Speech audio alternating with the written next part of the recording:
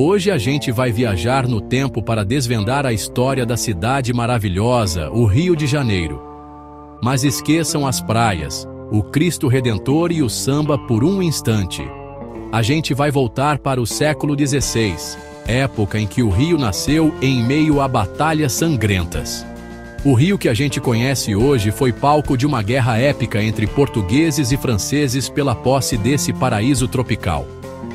Imaginem só, caravelas portuguesas e francesas se enfrentando em alto mar, o som dos canhões ecoando pela Baía de Guanabara, indígenas lutando ao lado dos europeus.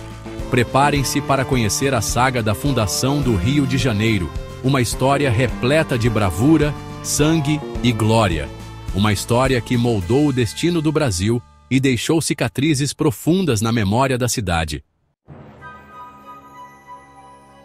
Enquanto os portugueses estavam ocupados explorando a costa brasileira, os franceses, ávidos por um pedaço do paraíso, não ficaram parados. Liderados pelo almirante Nicolas Durand de Villegagnon, um grupo de franceses desembarcou na Baía de Guanabara em 1555.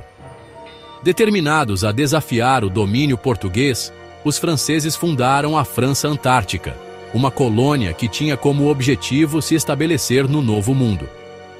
Eles construíram o Forte Coligny, na ilha que hoje conhecemos como Ilha de Villegagnon, e começaram a se instalar. A ousadia francesa não passou despercebida pela coroa portuguesa. A resposta portuguesa não demoraria a vir, e ela seria liderada por um homem destemido, Estácio de Sá. A coroa portuguesa, sentindo a ameaça francesa em seu quintal, não perdeu tempo.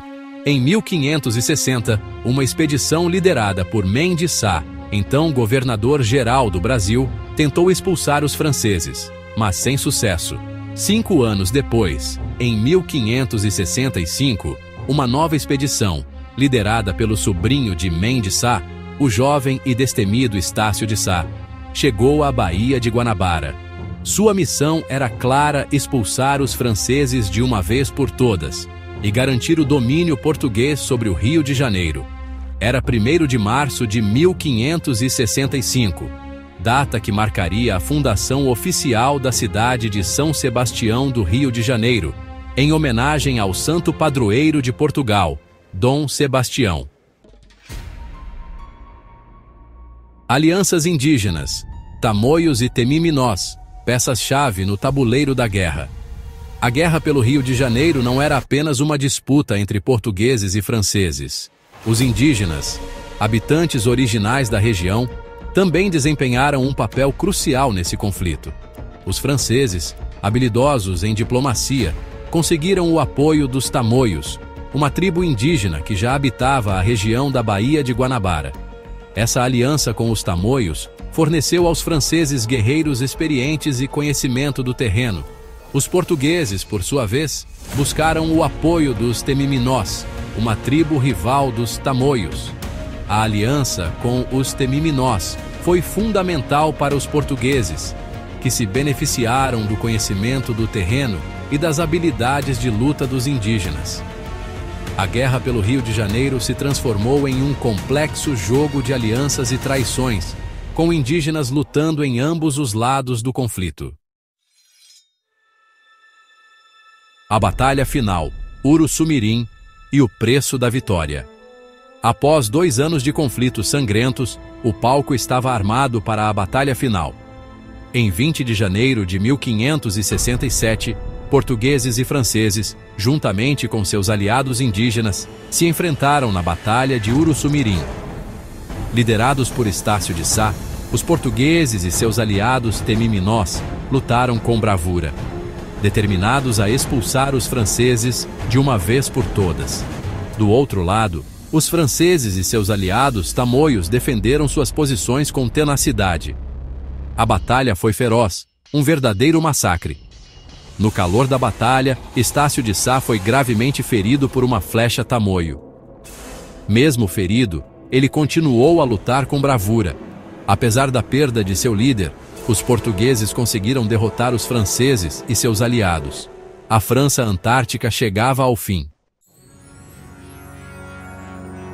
As cicatrizes da batalha. Um Rio de Janeiro fortificado e a sombra da guerra. A vitória na Batalha de Uruçumirim marcou o fim da ameaça francesa e consolidou o domínio português sobre o Rio de Janeiro. Mas a guerra deixou cicatrizes profundas na cidade e em seus habitantes. Para proteger a cidade de futuras invasões, Estácio de Sá ordenou a construção de fortificações em pontos estratégicos. Fortes como o Forte de São João, o Forte do Leme e o Forte de Copacabana foram erguidos para proteger a Baía de Guanabara e o litoral. A sombra da guerra, porém, pairava sobre a cidade, lembrando as batalhas, alianças e traições. O legado de Estácio de Sá e a ascensão do Rio de Janeiro. Apesar de ter falecido um mês após a vitória em Uruçumirim, Estácio de Sá deixou um legado duradouro. Ele assegurou o domínio português sobre o Rio de Janeiro e lançou as bases para o crescimento da cidade. Sob o comando de seu sucessor, Mendes Sá, o Rio de Janeiro começou a se desenvolver. A cidade se transformou em um importante centro comercial e estratégico. O legado de Estácio de Sá continua vivo na memória do Rio de Janeiro, um lembrete constante de que a cidade maravilhosa nasceu em meio ao fogo e à coragem.